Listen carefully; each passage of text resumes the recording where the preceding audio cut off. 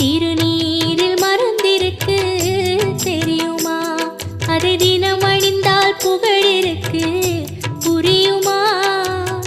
கந்தன் திருநீரில் மறந்திருக்கு தெரியுமா? அதை தினம் அணிந்தால் புகழிருக்கு புரியுமா? கந்தன் திருநீரில் மறந்திருக்கு தெரியுமா?